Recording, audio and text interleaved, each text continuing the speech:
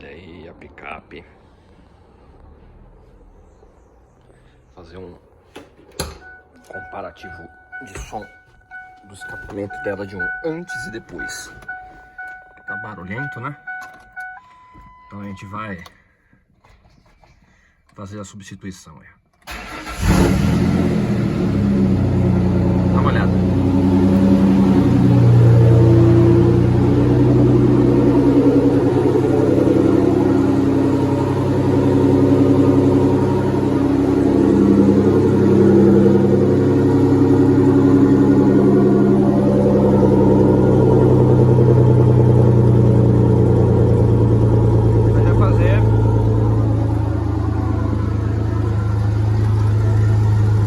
O escapamento dela é finalizado, a gente grava como fica aí a diferença.